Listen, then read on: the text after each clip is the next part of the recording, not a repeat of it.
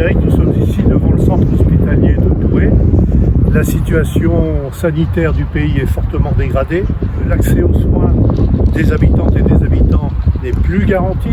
La désertification médicale est une réalité. Moi-même, je n'ai plus de médecin traitant. Le personnel de l'hôpital public est en sous-effectif et leurs rémunérations ne sont pas à la hauteur du travail qu'ils réalisent. Quelle solution, quelle proposition as-tu ? C'est vrai qu'aujourd'hui, je le vois en tant que maire, les gens qui s'inquiètent sur la santé sont presque aussi nombreux que ceux qui nous parlent de logement, que ceux qui nous parlent d'emploi. C'est devenu un des sujets majeurs de la population et les gens nous le disent au quotidien. Il y a une vraie inquiétude.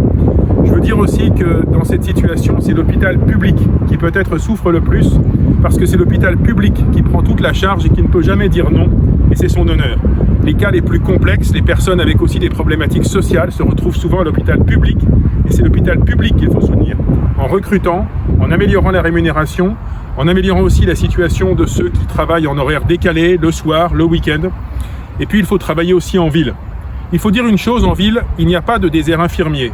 Il n'y a pas ou pas encore de désert pharmacien. Il faut soutenir les pharmacies de village, soutenir les pharmacies de quartier et s'appuyer aussi sur les infirmières et les infirmiers en mettant des équipes autour du médecin qui valorisent ces métiers-là. Demain, il n'y aura pas assez de médecins, alors il faut que des équipes travaillent pour que le médecin se concentre sur l'essentiel et que d'autres professionnels prennent le reste de la charge. Mais en tout cas, la santé, c'est une priorité absolue sur laquelle nous insisterons demain à l'Assemblée nationale parce que si l'État ne s'occupe pas de la santé, si les gens ne sont pas bien soignés, alors c'est la promesse républicaine qui n'est pas tenue.